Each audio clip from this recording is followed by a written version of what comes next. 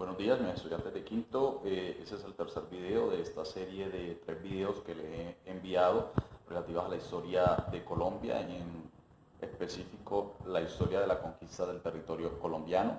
Hoy vamos entonces a terminar de hablar sobre cómo se conquistó el resto del territorio colombiano, es decir, el interior de Colombia. Entonces, espero que estén muy atentos y para comprender ese video.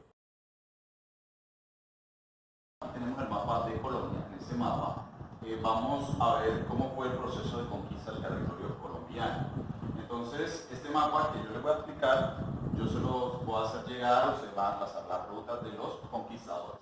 Entonces, lo primero que van a colocar en ese mapa es rutas de los conquistadores. Van a colocar los países limítrofes a Colombia: Venezuela, por este lado tenemos Panamá, por este lado tenemos Ecuador, por acá tenemos a Perú y por acá tenemos al Brasil. Vamos a ubicar también el Mar Caribe y vamos a ubicar el Océano Pacífico.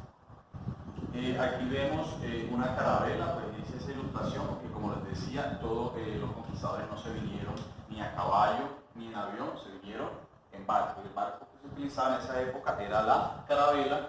Como ustedes vieron en el video, en los videos anteriores, se movían con las velas, eran movidas por el viento. Bueno, entonces la primera ruta que vamos a ver es la de Alonso de Ojeda. Como les dije, Alonso de Ojeda fue el primer español que vino al territorio colombiano. Eso ocurrió en el año 1499. Entonces él recorrió las costas del Caribe colombiano desde el Cabo de la Vela, que queda aquí, recorrió toda esta costa hasta el Golfo de Urabá. Entonces esta zona que le he coloreado aquí de verde es la llamada zona del Golfo de Urabá. Sabemos que allí en el Golfo de Urabá fundó la primera ciudad del territorio colombiano, que se llamó San Sebastián de Urabá. Eso fue en el año 1510. Luego, en el año también 1510, a los pocos meses de ser fundada San Sebastián, llegó otro conquistador llamado Vasco Núñez de Balboa, y en la otra orilla del Golfo de Urabá fundó otra ciudad llamada Santa María la Antigua de Caribe. Entonces, si quieren, le colocamos aquí para que no llenemos, colocamos un número 1, y sabemos que ese 1, por acá ahorita el mapa, significa que ahí queda Santa María la Antigua de Caribe.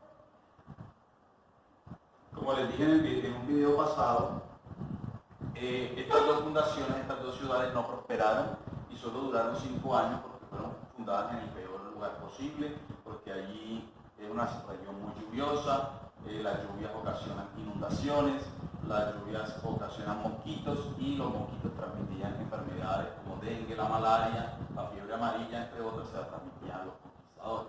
Entonces, más o menos por allá en el año 1515, estas dos ciudades desaparecieron porque los conquistadores les tocó irse.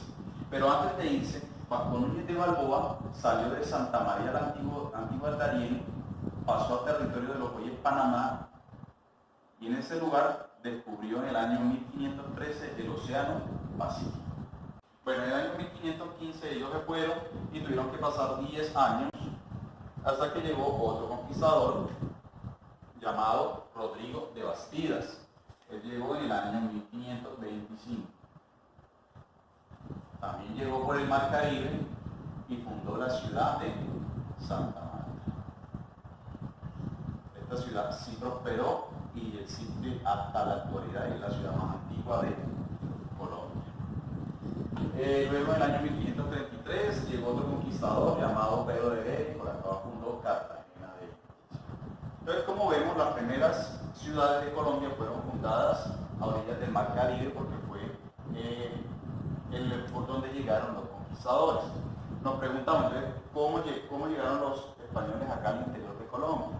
Pues sucede que en el año 1536 el conquistador Gonzalo Jiménez de Quesada salió de Santa Marta por barco, entró al río Magdalena y siguió todo el curso del río Magdalena.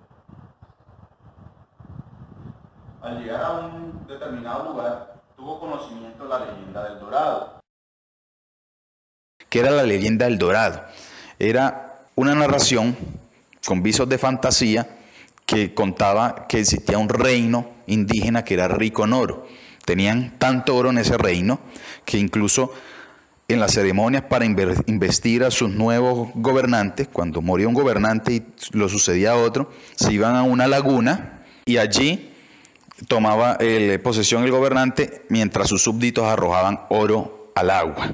Eso obviamente alimentó la codicia de Gonzalo Jiménez de Quesada y de todos los españoles que lo acompañaban, y hizo que él se dirigiera a ese fabuloso reino que vino a ser nada más y nada menos que el territorio de los indios muiscas. Si recuerdan, en años anteriores los muiscas vivían en lo que son los departamentos de Cundinamarca y Boyacá. Las dos principales ciudades eran Bacatá y Unza. Entonces Gonzalo Jiménez se dirigió hacia allá. Cuando llegó a la sabana de Bogotá, en la región de Cundinamarca, Gonzalo Jiménez de Quesada, ese paisaje, no sé si ustedes cuando van a Bogotá se dan cuenta que ese paisaje es muy bonito, sembrado de eucaliptos, de pinos, de abetos. Todo ese paisaje se le pareció a la ciudad española de Granada, de donde era él. Entonces le dijo, bueno, voy a llamar a esta región Nueva Granada. Y así fue como se llamó nuestro país durante el dominio español. Gonzalo Jiménez de Quesada siguió avanzando, derrotó a los muiscas. Obviamente, pues la ventaja que tenían los españoles era que tenían caballos, tenían armas de fuego, tenían armaduras. En cambio, los indios solo tenían palos, flechas, lanzas para defenderse.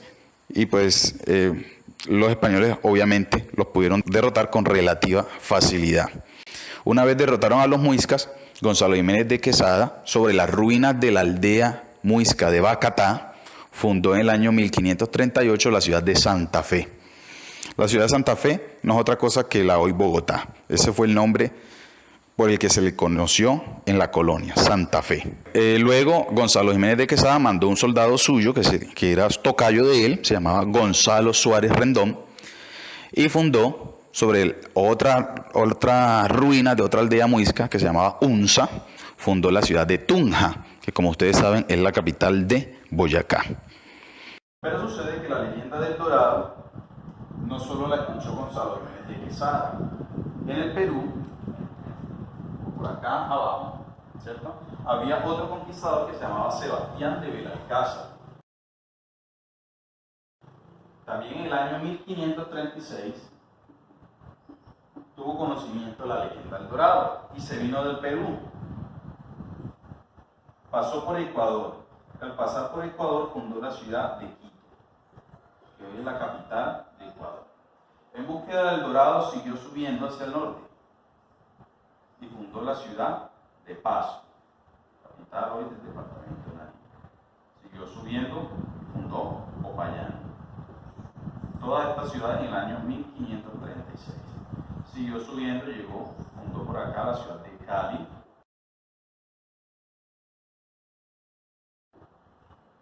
Y llegó también a Santa Fe, pero llegó después que Gonzalo Jiménez de Quesada.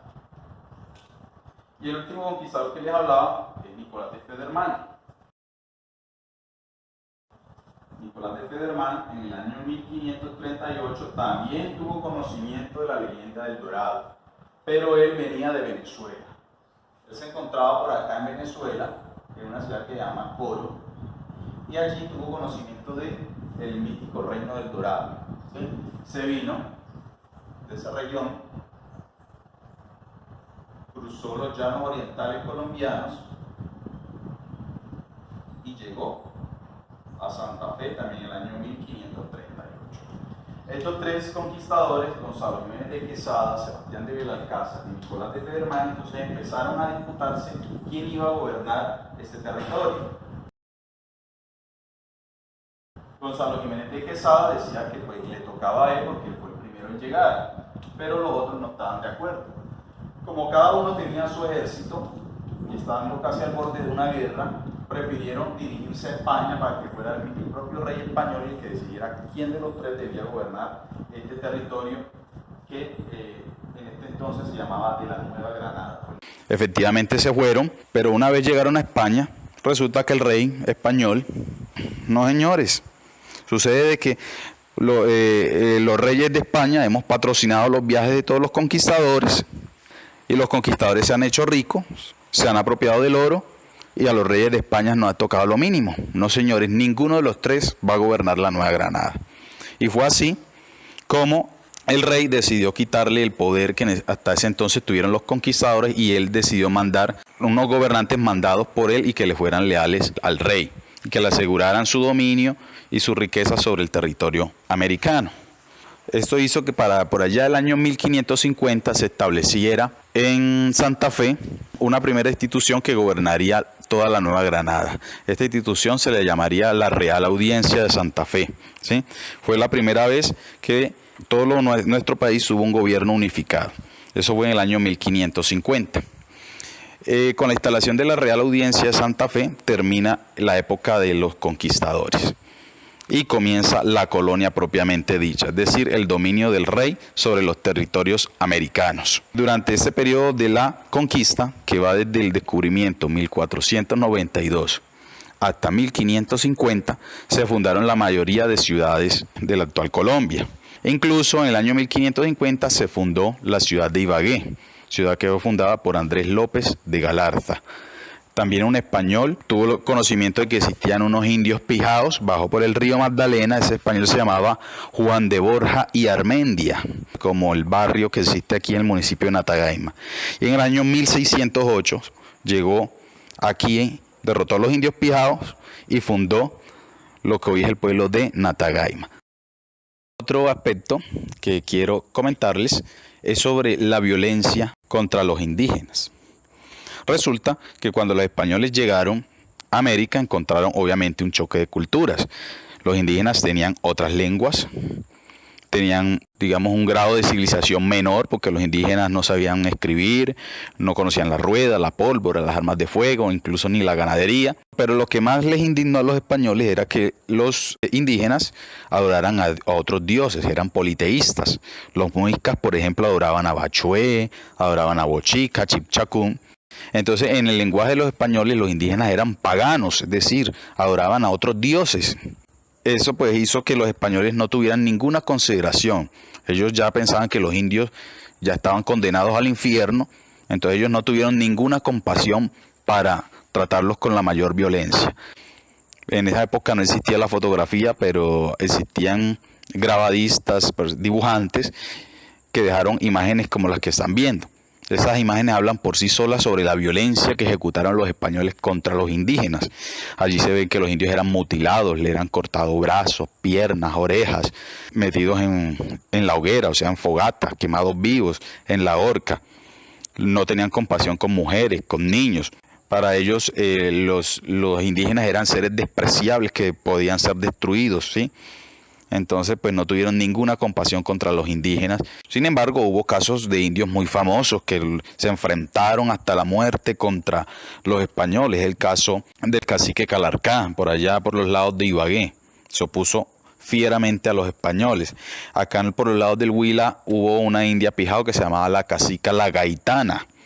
Resulta que La Gaitana, en medio de esas luchas, un español llamado Pedro de Añasco le mató un hijo. Y ella, enceguecida de dolor, cogió las armas y dirigió el ejército de los indígenas. Y no tuvo tranquilidad hasta que ella misma atrapó a Pedro de Añasco y ella le arrancó los ojos. Y dice incluso el relato de que ella desde entonces cogió a Añasco como esclavo y siempre se lo paseaba de pueblo en pueblo con Añasco amarrado al cuello como un esclavo. Y así lo trató el resto de su vida hasta que finalmente la región del Huila fue conquistada por otros españoles. Entonces, pues, con este video explicativo, yo les voy a mandar un mapa a sus casas y ustedes van a trazar allí las rutas de los conquistadores, cómo fue que los españoles dominaron el territorio colombiano. ¿Listo? Gracias, chao.